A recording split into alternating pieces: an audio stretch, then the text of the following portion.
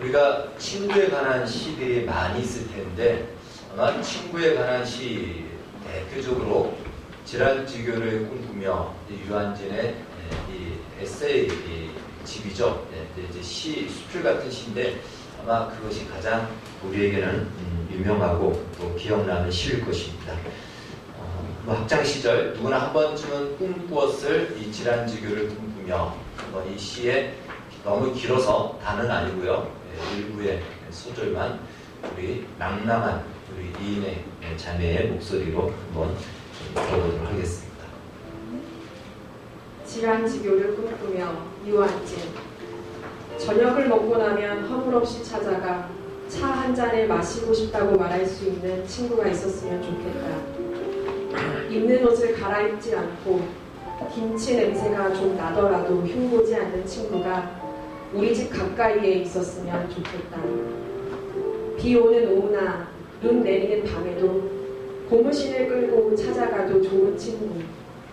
밤늦도록 공허한 마음도 마음 놓고 보일 수 있고 악의 없이 남의 얘기를 주고받고 나서도 말이 날까 걱정되지 않는 친구가 그러다가 어느 날이 호령이 오더라도 축복처럼 웨딩드레스처럼 수의를 입게 되니 같은 날 또는 다른 날이라도 세월이 흐르거든 묻힌 자리에서 더 고운 품종의 질환이 보답히어 맑고 높은 향기로 다시 만나지리라. 어떻습니까? 다시 학교 교실로 돌아온 것 같지 않습니까? 아마 많은 친구보다 그런 질환지교를 꿈꾸는 한 명의 친구가 있으면 그래도 이 세상은 아마 살 맛이 날 겁니다. 오늘은 시로 시작했는데요. 또 하나의 시를 하나 더 소개를 하겠습니다. 제가 쓴 시를 소개하면 좋은데 제가 쓴 시는 아니고요.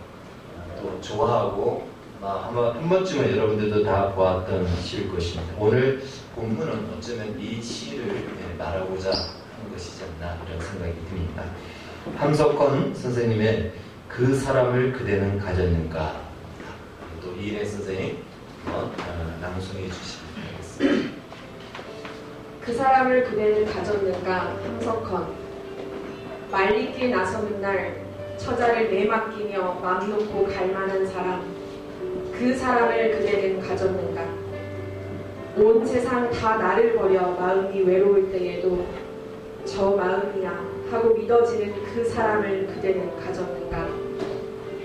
탔던 배 꺼지는 시간 구명대 서로 사양하며 너만이 제발 살아다오 할 그 사람을 그대는 가졌는가. 불의의 사형장에서 다 죽여도 너의 세상빛을 위해 저만은 살려두거라 일러줄 그 사람을 그대는 가졌는가. 잊지 못할 이 세상을 놓고 떠나려 할 때 저 하나 있으니 하며 빙긋이 웃고 눈을 감을 그 사람을 그대는 가졌는가. 온 세상의 찬송보다도 가만히 머리 흔들 그 한얼굴 생각에 알뜰한 유혹을 물리치게 되는 그 사람을 그대는 가졌는가.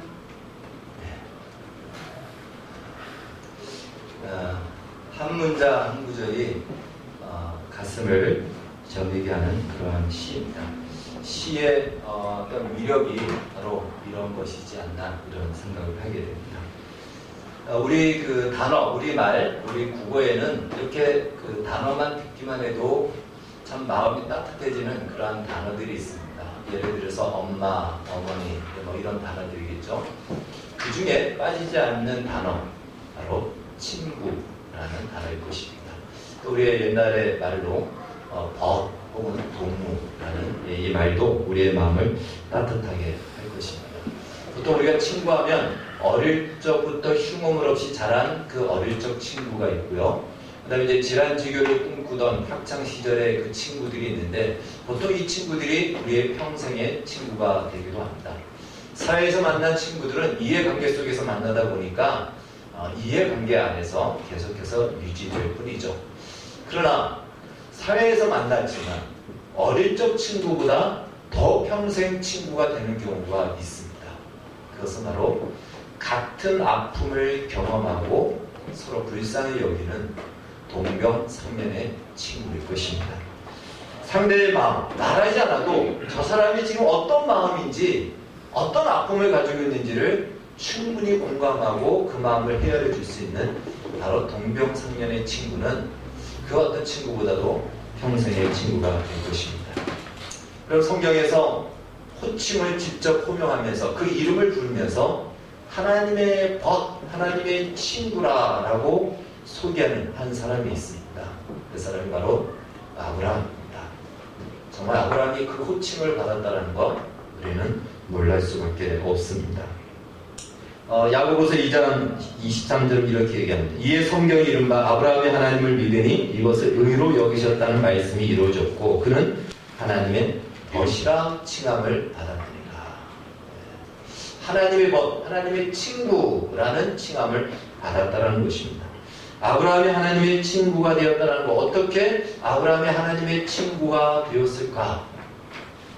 여러분, 오늘 본문에 소개된 이삭 번제 사건하고 아주 긴밀히 연관되어 있다는 사실입니다.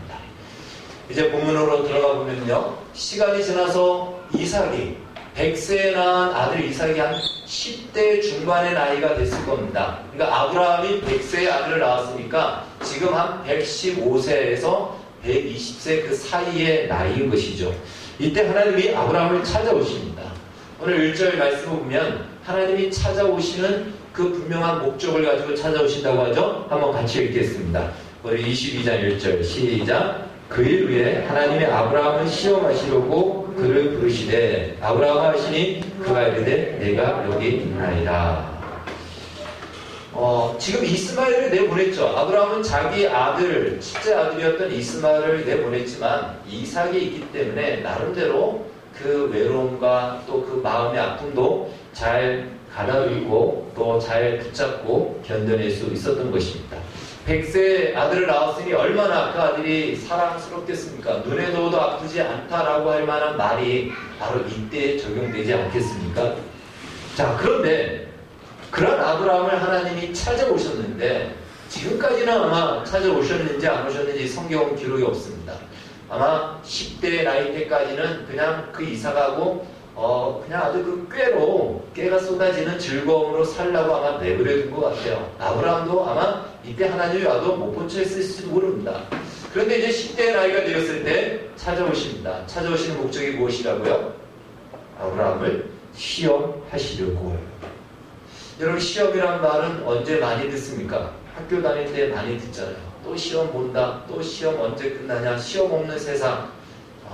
그런데 이 시험이라는 말은요, 학교를 졸업하면은 안 듣는 것 같은데 이상하게 교회에 오면 그때부터 엄청나게 많이 듣는 단어가 또 시험입니다.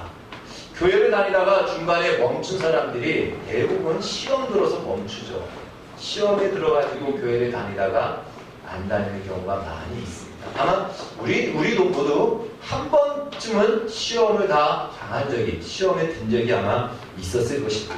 다행히도 교회를 나오지 않을 만큼 그러한 시험을 잘 이겨냈기 때문에 이렇게 예배의 자리에 있게 된 것이죠.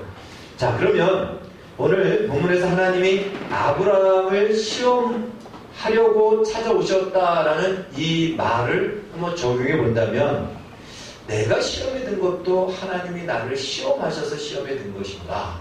우리는 생각을 해봐야 됩니다. 그래서 시험에는 두 가지 종류의 시험이 있습니다. 하나는 우리를 넘어뜨리기 위해서 하는 시험이 있습니다. 그것을 보통 유혹이라고 얘기하죠. 영어로는 템테이션이라고 얘기합니다. 자, 우리 지금 스크린에 나오는데요. 목적은요, 걸려 넘어뜨리기 위해서 주는 이 시험입니다. 그리고 그 시험자는 마귀입니다. 마귀 아니면은 자기 욕심입니다.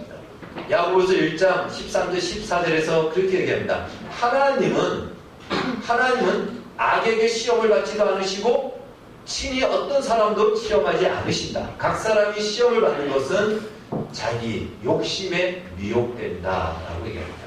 그러니까 자기 욕심 혹은 자기 기준, 자기 가치, 자기 경험 때문에 시험을 우리는 드는 것이죠. 그것 때문에 넘어가지 못하고 거기서 그냥 멈춰버리는 경우, 이것이 바로 유혹, 마귀가 주는 시험입니다. 자, 또 하나님이 하시는 시험이 있습니다. 그것은요, 보통 우리가 테스트라고 얘기합니다. 목적은요, 우리의 상태가 어떤지를 확인하기 위해서 하는 시험입니다. 그럼 만약에 달리기 연습을 열심히 했다, 정말 열심히 했어요. 그러면 테스트를 해봐야 되지 않겠습니까? 100m에 15초를 달렸는데 열심히 연습했으니까 몇 초에 달렸는지 한번 시험을 해봐야 되겠죠. 이때 하는 것이 테스트입니다. 하나님이 하시는 시험이다라고 말할 수 있습니다. 이 시험은 그냥 알아보기 위해서만 하는 것이 아니고, 이 친구가 지금 13초에 달리네. 여기서 좀 더 하면은 12초를 갈 수 있겠구나. 그의 분석을 해서 뭐가 부족한지, 머리를 너무 많이 흔드는 것 같다. 그러면 머리 흔드는 것을 좀 줄이게 해서 더 나은 성적으로 올라가도록 그것을 위해서 하는 것이 테스트, 시험이라는 것입니다. 여러분이 그동안 시험에 든 것은 혹시 어떤 것은 마귀가 주는 것이었고요. 어떤 것은 나 스스로 시험에 든 것일 수도 있고요. 또 어떤 것은 하나님이 하신 시험일 수 있습니다. 테스트일 수 있다는 것입니다. 왜 하나님이 이러한 시험을 하신다고요? 금방 말씀드렸듯이 우리의 상태를 확인할 뿐더러 우리로 하여금 한 단계 더 위로 올라가게 하기 위해서입니다. 지금은 그렇지 않지만 과거에는 시험을 보고 유급이 있었습니다. 그래서 학급 점수가 안 되면은 학년을 올라가지 못하고 그 학년에서 한 번 더 공부를 해야 됐습니다. 창피하다, 창피를 넘어서서 이렇게 하는 이유가 있죠. 이 상태로는 하나면 올라가 봐야 배우는 것들을 하나도 모른다. 그래서 자기 학년의 수준을 맞추고 어느 정도 기본을 맞춰야 그 위에 있는 더 좋은 학문, 더 고급한 학문을 배울 수 있는 그 능력과 역량을 갖추기 때문에 바로 그래서 유급이라는 제도를 갖는 것이죠. 그러니까 하나님이 하시는 시험은 우리의 상태를 확인할 뿐더러 우리로 하여금 하나님이 주시고자 하시는 더 큰 은혜와 더 풍성한 신앙의 영역 속으로 우리를 데리고 가시기 위해서 하나님은 우리를 시험하신다는 것입니다. 지금도 우리 학생들 같은 경우는요, 학년에 올라가면 진단고사를 봐가지고 그 학생의 과목의 수준을 파악한 뒤에 뭐가 좀 부족하다 그러면 그 과목에 대해서는 남아서 공부하는 나머지 공부를 추가로 더 시킵니다. 왜요? 그 실력이 키워야 이제 새로 배울 것들이 진짜 효과적으로 배울 수 있기 때문에 그렇습니다. 창세기 22장에 이제 아브라함의 나이가 약 115세 이상 된 이때에 하나님이 시험하십니다. 자, 이때 왜 시험하십니까? 이때 아브라함이 하나님을 만난 지 몇 년이 됐을까요? 75세에 만났으니까 하나님의 부름을 받았으니까 근 40년이 지났습니다. 그동안 얼마나 많은 일들이 있었습니까? 얼마나 많은 놀라운 일들도 있고 기적도 경험하고 자신의 수치와 부족함도 경험하고 그야말로 산전수전 다 겪으면서 하나님을 믿어왔습니다. 이제 이 아브라함이 하나님을 어떻게 이해하는가? 정말 하나님을 누구로 믿고 있는가? 아브라함이 가지고 있는 신관이라고 하는 이 신에 대한, 하나님에 대한 이해와 인식이 어떤지 하나님이 알고 싶었던 것입니다. 왜 알고 싶었냐면 아브라함은요, 창세기 21장 마지막 33절에서 브엘세바에서 에셀나무를 심고 그곳에서 영원하신 하나님을 불렀더라. 그 이름을 불렀더라라고 합니다. 영원하신 하나님을 불렀다. 영원하신 하나님의 이름을 불렀다는 것은요, 이건 대단한 믿음인 것입니다. 아브라함이 이제 영원한 하나님, 생명을 창조하시고 생명을 주관하시고 보이는 세상과 보이지 않는 세상을 다스리시고 통치하시는 하나님으로 믿었다는 것입니다. 그런데 진짜 믿었는지, 말로만 그러는지, 입으로만 그러는지 확인이 필요하겠죠. 테스트가 필요하겠죠. 나 100m에 12초에 뛰어. 자기 혼자서 그렇게 얘기했대요. 어떻게 하죠? 공적인 경기에서 정말 그 기록을 나와야 그 사람의 기록으로 인정해 줍니다. 개인적으로 자기가 아무리 그렇게 뛴다 할지라도 공적인 경기에서 그렇게 나오지 않으면 그 실력으로 인정되지 않죠. 하나님께서 아브라함의 그 믿음의 고백과 아브라함의 신앙의 상태를 확인하고자 테스트를 하는 것입니다. 그래서 그 테스트를 통해서 아브라함의 그 속내, 아브라함이 하나님에 대해서 가지고 있는 그 믿음의 말, 그리고 그 믿음이 어떠한지를 주님은 보고 싶었던 것이죠. 자, 그 시험의 내용은 무엇일까요? 금이야 오기야 키웠던 아들, 100세에 낳았던 이삭, 하나밖에 없던 아들 독자 이삭을 번제로 드리라는 것입니다. 이런 번제라는 것은요, 완전히 다 태워서 통째로 다 태워서 올려드리는 것입니다. 각을 끄고 완전히 태워서 남김없이 다 태워 올려드리는 것, 이것이 번제인 것입니다. 그런데 하나님이 이렇게 시험하시는 데는 아브라함이 하나님을 향하여서 고백했던 대로 영원하신 하나님이라고 말하는 대로 정말 그 믿음대로 그렇게 하나님을 신뢰하고 있는지를 확인하고 싶은 것도 있겠지만 또 하나의 목적이 있습니다. 이 시험에 통과해야지만이 누릴 수 있는 하나님의 약속과 하나님의 부요함과 풍성함을 그에게 경험시키고자 하는 것입니다. 서양 음악의 꽃은요, 어떤 사람은 교향곡이다 얘기하고 어떤 사람은 협주곡이다 이렇게 이야기를 합니다. 음악뿐 아니라 모든 분야에는 그 분야만이 가지고 있는 꽃이라고 하는 최절정의 단계가 있습니다. 수학의 꽃은 무엇일까요? 어떤 사람은 함수라 얘기하는데 제가 이렇게 살펴보니까 투표를 하니까 미적분이다 이렇게 얘기하더라고요. 미적분이 수학의 꽃이다. 미적분이 우리 삶에는 필요 없는 것이지만 그러나 미적분이 있어야 할 수 있는 것들이 무척 많더라고요. 우리의 모든 지금 이 5G라고 하는 이 모든 이 통신 전파도 다 미적분 안에서 나오는 그런 원리 속에서 이루어지더라고요. 그러니까 각 분야마다 꽃들이 있습니다. 정말 그 최정상의 자리, 그 절정의 자리가 있다는 것이죠. 처음부터 이 절정에 이르는 사람은 없죠. 실력을 키우고 시행착오를 겪고 또 연륜이 쌓고 쌓여지고 많은 경험과 또 그런 것들이 이렇게 쌓여지고 합해지고 그러면서 마침내 절정의 단계에 이르게 됩니다. 자, 그러면 절정의 단계에 이르면 뭐가 다를까요? 예를 들어서 음악으로 얘기한다면요, 이 절정에 다른 이 지휘자 혹은 작곡가, 그 사람이 교향곡과 협주곡을 지휘할 수 있고 연주를 시킬 수가 있다는 것입니다. 그 정도의 실력이 안 되면 교향곡에 악보를 줘도 하지를 못한다는 거예요.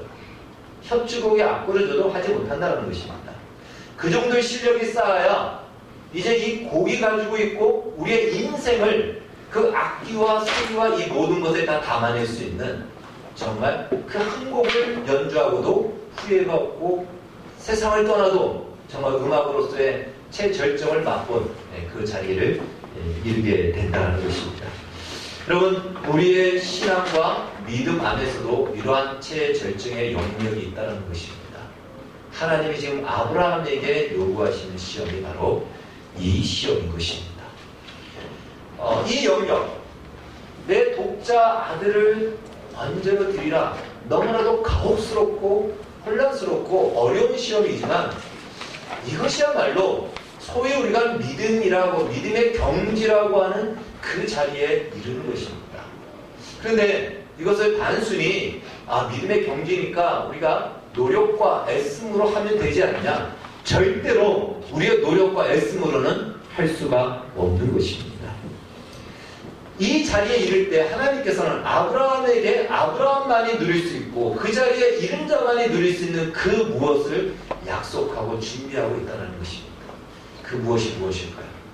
오늘 본문을 통해서 이제 그것을 우리가 살펴보겠습니다. 그리고 우리 역시도 신앙생활을 하면서 수없이 시험을 많이 받지 않습니까? 시험이 우리 신앙생활에서 없어지지 않습니다. 어떤 경우는 마귀가 주는 시험이 있고요. 어떤 경우는 나의 욕심 때문에 받는 시험이 있고요. 어떤 경우는 하나님이 주시는 시험이 있습니다. 그렇다면 하나님이 우리에게 하시는 시험, 그 시험을 통해서 하나님이 무엇을 우리에게 말씀하시고 기대하신가? 그것을 우리가 잘 점검하고 준비해야 될 것입니다.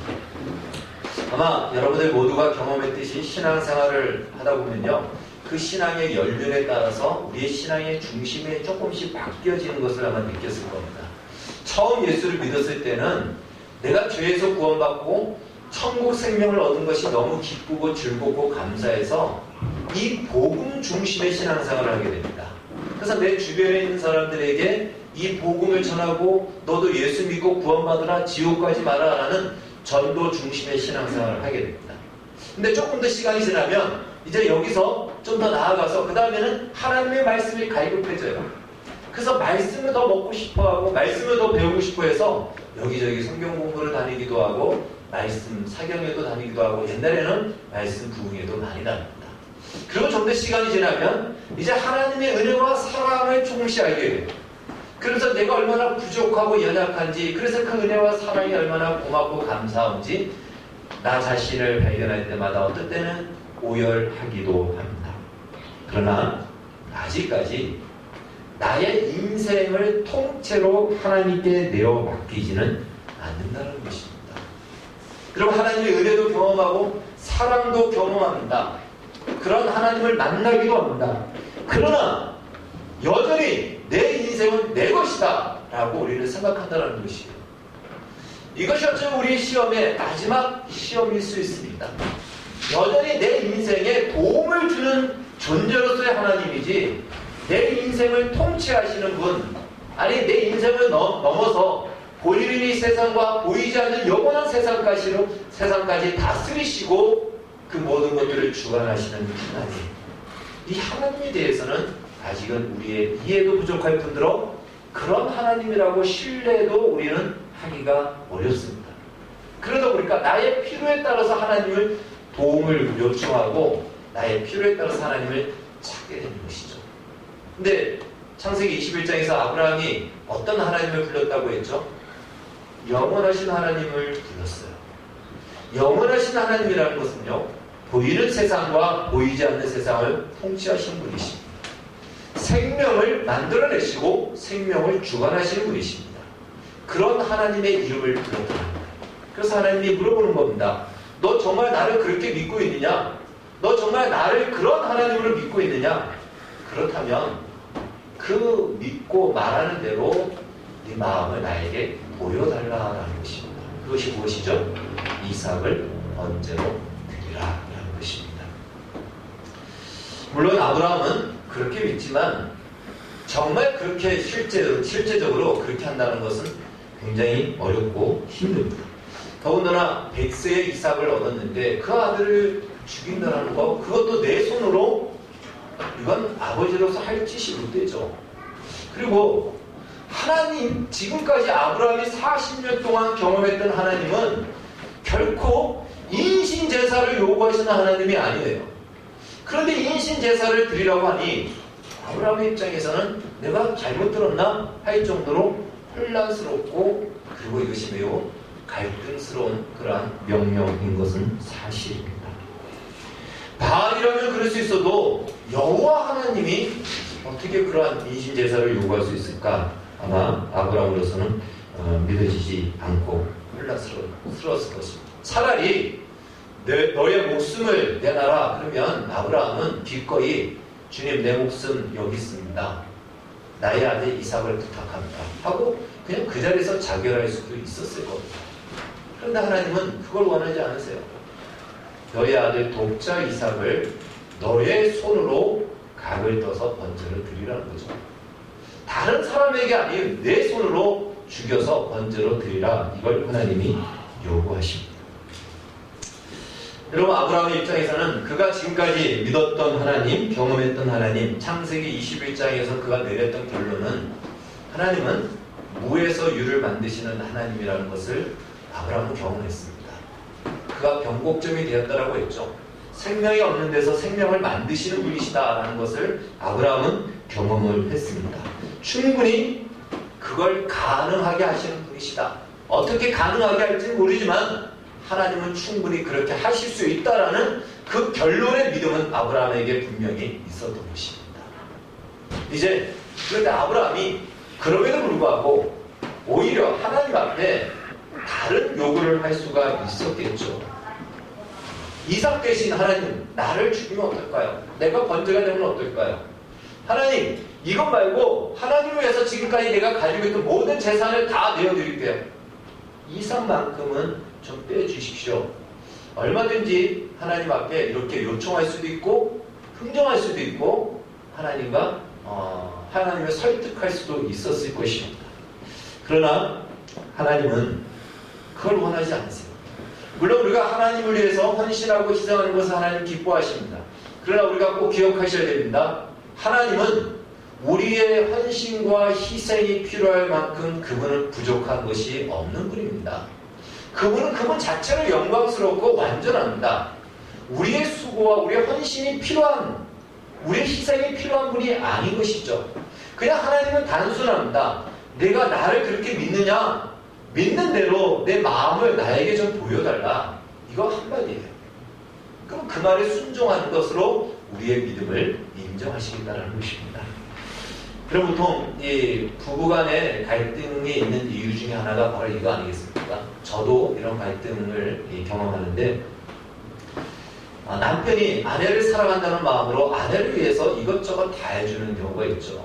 뭐도 사주고 뭐도 해주고 다 해줘요. 사랑하기 때문에 그렇게 한다고요. 그런데 아내는 아내의 말을 듣지 않습니다. 아내의 요구를 들어주지 않아요. 그래서 사랑한다고요. 그럼 아내는 그걸 사랑으로 받지 않죠. 이것저것 다 안 해줘도 돼. 제발 내 말 좀 들어줘. 이게 아내의 요구죠. 하나님도 그거예요. 이것저것 네가 나를 위해서 헌신하고 희생하고, 이거 두 번째야. 그냥 내 말을 들어줘. 내 말에 순종해줘. 그러면 나를 향한 너의 믿음, 나를 향한 너의 사랑을 인정할게, 받아줄게, 알아줄게. 예수님도 요한복음에서 그렇게 말씀하셨죠. 내가 아버지의 계명을 지켜 그의 사랑 안에 거하는 것 같이 너희도 내 계명을 지키면 내 사랑 안에 거하리라. 그러니까 한마디로 하나님이 말씀하시는 것은요, 내 마음과 뜻을 다하여 나를 사랑한다면 내 말에 순종하라. 이걸 하나님이 명령하시는 것입니다. 아브라함이 이삭을 마침내 드리게 됩니다. 근데 아브라함이 이삭을 드릴 수 있는 그 믿음은 어디서 왔을까요? 이거 안 했다간 하나님이 뭐라고 그럴 거니까 그렇게 했을까요? 아닙니다. 많은 갈등과 많은 생각이 있었지만 하나님에 대한 신뢰가 있었습니다. 어떻게 하나님이 하실지는 모르지만 하나님은 이미 그 신뢰를 보여주셨죠. 약속하신 대로 아브라함의 부족과 아브라함의 수치와 실수와 실패에도 불구하고 하나님은 약속하신 대로 이루셨습니다. 그것도 자연법칙을 뛰어넘어 생명을 만들어 이삭을 주셨죠. 그러면 하나님은 지금 내가 이삭을 죽인다 할지라도 어떻게 하실지는 모르지만 하나님은 이삭을 통해서 너의 자손이 하늘의 별과 같게 많아지게 할 것이라는 그것을 하나님은 이루실 것이다 라는 믿음을 갖게 된 것이죠. 그러니까 아브라함이 이삭을 바칠 수 있는 믿음은 아브라함으로부터 나온 신념과 아브라함으로부터 나온 어떤 비장한 모험이 아니고요, 하나님이 그동안 보여주신, 신학적인 용어로 한다면 계시라고 얘기하죠. 하나님이 어떠한 분인지를 아브라함에게 나타내심으로 그 계시가 근거가 된 믿음인 것입니다. 하나님으로 말미암아 믿을 수 있게 된 것이죠. 요한일서에서는 이렇게 말씀합니다. 우리가 하나님을 사랑한 것이 아니오 하나님이 우리를 먼저 사랑하셨다. 여러분, 우리가 하나님을 사랑하는 것은 나의 사랑으로 사랑하는 것이 아니고 하나님이 먼저 우리를 사랑하신 그 사랑으로 우리는 하나님을 사랑하는 겁니다. 바로 그것과 같은 것이죠. 하나님의 말씀대로 그래서 바로 이삭을 먼저 드렸습니다. 이제 아브라함의 믿음의 상태가 어떤지 확연하게 드러났죠. 분명하게 드러났습니다. 그래서 성경은 오늘 이렇게 얘기하죠. 이제야 내가 하나님을 경외하는지를 아노라. 드디어 믿음의 영역에서, 믿음의 분야에서 최절정의 영역에 이르게 된 것입니다. 여러분, 이것이 왜 필요하면요, 쉽게 말해서 어떤 사람이 무술을 배우려고 고수한테 가서 한 수 가르쳐 주십시오라고 했는데 이 무술을 안 가르쳐주고 어떤 기술을 안 가르쳐주고 맨날 물을 기르라, 그리고 땅을 파라, 나무를 패라, 그리고 저 산에 올라가서 나무를 해가지고 내려와라, 계속 몇 년을 계속 그것만 시키는 겁니다. 근데 어느 정도 되니까 이제 최적의 상태가 됐는지 그때서야 무술 기술 하나를 가르쳐주죠. 만약에 그 전에 아무리 기술을 가르쳐줘도요, 그 몸의 힘과 균형과 순발력이 갖춰지지 않으면 기술은 무용지물입니다. 써봐야 효과도 없는 것이죠. 그러나 최적의 상태가 된 상태에서 딱 가르쳐주면 손가락 하나로 탁 치기만 해도 10m 이상 내동댕이 쳐지는 이러한 무공을 가지게 되는 것이죠. 바로 이 절정에 이르렀을 때만이 가능한 것입니다. 이 믿음도 이 절정의 영역에 이르렀을 때야 비로소 세상이 새롭게 보이는 그 눈을 갖게 되는 것입니다. 자, 그것이 무엇일까요? 하나님께서는 아브라함이 이삭을 죽이려고 할 때에 급히 아브라함을 말립니다. 아브라함아, 내 손에서 이삭을 죽이려고 하지 마라. 이삭에게 손도 대지 마라. 라고 하면서 이삭 죽이는 것을 만류합니다. 12절 말씀이 그것을 보여주고 있습니다. 대신 숲에 있는 순양을 보게 하셔서 그 순양을 가지고 대신 번제로 드리게 합니다. 그러면 하나님은 처음부터 이삭을 죽일 마음 없이 진짜 나를 믿는지 한번 시험해보자. 죽이는 흉내라도 내는지 한번 보자. 그런 마음으로 시험했을까요? 이거 너무 그러면 가혹하지 않을까요? 그러면 하나님이 이런 걸 하면 우리도 죽으라 그러면 흉내만 내면 되니까 얼마든지 죽는 흉내면 되겠죠. 그렇지 않습니다. 아브라함은 흉내가 아니고 실제로 이삭을 죽인 것입니다. 이삭을 번제로 드린 것입니다. 흉내만 낸 거 아니에요. 하나님 죽입니다. 이거 아니에요.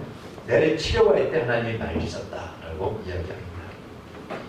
자, 여기서 이제 이 자리에 이르렀을 때 비로소 아브라함의 눈이 열리게 됩니다. 하나님이 눈을 열어주신 것이죠. 어떤 눈을 열어줬을까요? 하나님의 비전을 아브라함이 보게 됩니다. 그 비전이란 이삭 대신 하나님께서 하나님의 아들을 대신하여 번제로 드리는 그 비전을 보게 하신 것입니다. 이삭을 번제로 드리라고 한 것은요, 모리아산입니다. 3일길을 가야 되는 것이에요. 이 모리아산이 나중에 그 모리아산에 성전이 지어집니다. 그리고 그 성전이 훗날에는 예루살렘의 갈보리 골고다 언덕이 됩니다. 바로 예수님이 십자가에서 죽으신 그 장소가 됩니다. 아브라함은 그걸 봤어요. 하나님이 그걸 보여주신 겁니다. 이삭 대신, 죄를 지은 우리 대신 하나님께서 우리가 죽어야 될 그 자리에 하나님이 당신의 아들을 죽이는 그 번제물, 그 화목제물 예수 그리스도를 봤던 것입니다. 보여주신 거예요. 영적으로 보여주셨죠. 정말 봤을까요? 안 봤을까요? 봤습니다. 요한복음 8장에서 예수님이 뭐라고 얘기했습니까? 유대인들하고 논쟁 중에 이런 말씀을 하셨죠. 너희 조상 아브라함은 나의 때를 볼 곳을 즐거워하다가 보고 기뻐하였느니라. 아브라함이 예수님을 보았다는 거예요. 언제 보았겠습니까?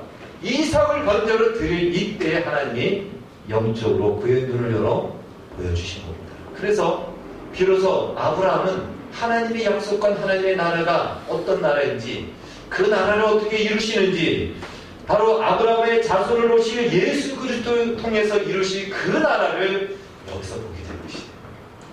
여러분, 만약에 이삭을 번제로 드리지 않았다면 이걸 보여줘도 아브라함에게는 아무런 감흥이 없습니다. 아무런 감동이 없어요. 그냥 하나님이 그냥 그렇게 하신가 보다. 하나님의 마음에 대한 공감도 없다는 것입니다. 이 자리에 이르렀을 때에 비로소 하나님의 마음과 하나님의 계획과 하나님의 뜻과 하나님의 마스터 플랜, 그걸 위해서 하나님이 어떤 희생을 감수하셨는지를 비로소 아브라함은 그걸 보게 된 것이고 갖게 된 것입니다. 그리고 이 사건을 통해 하나님은 아브라함을 하나님의 덫이라 칭하게 됩니다. 왜 아브라함을 친구로 삼았을까요? 실제로 이삭을 죽이지는 않았지만 이삭을 죽인 것과 다름없다고 했죠. 여러분, 손수, 아버지가 자기 아들을 자기 손으로 죽여야 된다는 이 고통과 이 비통함과 이 찢어지는 마음은요, 그 자리에 서지 않는 한은 겪을 수 없고 알 수가 없는 것이죠. 아브라함은 그걸 경험한 것입니다. 그런데 실제로 그렇게 하신 분이 누구죠? 하나님이 그렇게 하셨어요. 예수님을 누가 죽였을까요? 우리를 살리기 위해서 하나님께서 그 아들 예수님을 죽이신 겁니다. 로마 병사가 죽인 것이 아닙니다. 하나님의 공의를 만족하고 우리의 죄값을 치르게 하기 위해서 하나님이 예수님을 십자가에 못 박아 죽인 것입니다. 하나님의 손으로. 그 심정, 그 마음, 그 비통함, 무엇을 위해서 그렇게 됐는가? 그 아픔. 아브라함이 그를 공감한 것이죠. 말 그대로 동병상련의 아픔과 마음을 가지게 된 것입니다. 그래서 최소한 성경에서 하나님의 마음을 가장 잘 알았던 인물은 있다면 아브라함입니다. 아브라함의 그 이름, 호칭, 하나님의 그 호칭을 받을만 하겠다라고 얘기한 것이죠. 여러분, 차라리 아버지가 죽는 것이 낫지, 어떻게 아들이 죽는 것을 바라보는 것만도 고통스러운데 자기 손으로 죽일 수 있겠습니까? 그것이 우리를 향한 하나님 아버지의 마음이었다는 것입니다. 여러분, 함석헌 공에 그 사람을 그대는 가졌는가? 하나님에게 있어서의 그 사람은 아브라함이지 않았을까? 이렇게 얘기하십니다. 그러지 않겠습니까? 하나님에게 있어서 그 사람, 그래 아브라함. 그리고 이 시에 나오듯이 그 사람 한 사람 두고 내가 죽어도 괜찮다 라고 여길 만큼 아브라함을 보고 아브라함에게 나의 나라를 맡기겠다라고 맡기지 않았습니까? 그 사람입니다. 요한복음 15장 15절에서 예수님은 우리를 향해서 이제부터 너희를 친구라 하리니, 예수님에게 있어서 그 사람은 누구일까요? 여러분과 저를 그 사람으로, 그 친구로 여기고 삼겠다는 것입니다. 이런 말씀을 이제 정리할 텐데요. 신앙생활을 하면서 우리가 가장 힘들어하는 것 중에 하나가 있다면 억울함입니다. 억울하다는 것, 이거는 우리 인생 속에서도 경험하는 것이고요. 신앙생활에서도 가장 많이 경험하는 시험거리입니다. 본래 내 인생은 이렇지 않았는데 내가 이 사람을 만나서, 이 아내와 이 남편을 만나서, 그때 그 사람을 만나서 내 인생이 그때부터 꼬이기 시작했어. 그래서 내 인생은 망했어. 억울해. 이것이 우리 안에 아주 그냥 깊이 스며들어 있는 우리의 마음인 거예요. 하나님이 나의 기도를 들어주지 않고 내 원하는 걸 들어주지 않아서 내 인생이 좀 더 나을 수 있는 인생이 펴지 못하고 이렇게 살아. 이 안에 억울함이 우리 안에 울분이 꽉 차 있습니다. 그래서 원망하고 불평하고 낙심하는 것으로 우리의 인생을 낭비하는 것이죠. 이것이 아마 우리 마음속에 공통으로 가지고 있는 마음일 것입니다. 여러분, 설령 그렇다 할지라도 그 억울함을 감수하는 것이 하나님이 하시는 시험입니다. 하나님이 하시는 시험입니다. 여러분, 예수님보다 억울한 사람이 누가 있겠습니까? 예수님처럼 억울한 사람이 누가 있겠습니까? 그런데 그분은 그 시험을 감수하셨습니다. 예수님과 우리가 공통될 수 있는 것이 뭐가 있죠? 예수님이 우리를 친구로 부르셨고, 예수님에게 우리는 그 사람, 저 시에 나와 있는 그 사람으로 우리를 부르셨는데, 그분과 우리가 공감할 수 있는 것이 뭐가 있죠? 동병상련의 그 아픔을 아브라함과 하나님은 가졌다면, 예수님과 우리가 가질 수 있는 동병상련이 있다면 뭐가 있을까요? 우리가 누구를 대신해서 희생합니까? 그렇지 않죠. 하나 있다면 억울함이에요. 예수님 억울하셨습니다. 그러나 그분은 그 억울함을 하나님을 생각하며 참아내셨습니다. 여러분, 우리 인생에 많은 경우는 우리의 원인이 있지만, 설령 우리가 억울하다 할지라도 그 억울함을 우리가 감수할 때 예수님과 동병상련의 친구가 됩니다. 그때서야 우리는 주님에게, 예수님에게 그 사람이 될 것입니다. 그 사람이 될 때야 우리는 예수님의 마음을 이해할 수 있고, 그 마음을 품을 수 있고, 그 뜻을 알 수가 있는 것이죠. 그때서 주님께서는 아마 우리에게 이렇게 말씀하실 겁니다. 그래, 너라면 이 모든 것을 내가 맡겨도 된다. 나 대신, 아니 나보다 더 하나님 아버지의 뜻을 내가 이룰 것이다. 너라면 충분히 그렇게 할 것이다. 너에게 이 세상을 맡기겠다. 그때서야 우리에게 그것들을 주시고 맡기실 것입니다. 우리 평생에 가장 영광스러운 호칭이 있다면 예수님의 친구라는 호칭일 것입니다. 그러나 친구라면 공감대 하나는 있어야 되지 않겠습니까? 아무런 공감대도 없다면 무슨 친구가 되겠습니까? 여러분, 억울하지만 그 억울함을 감수하고 이겨내실 때 우리 예수님과 친구로 영원히 기억될 것입니다. 우리의 남은 인생이 그렇게 사라지기를 주의 이름으로 축원합니다. 기도하겠습니다. 주님 감사합니다. 주님께서 우리를 친구로 부르셨습니다. 우리가 어떻게 주님의 친구가 될 수 있겠습니까?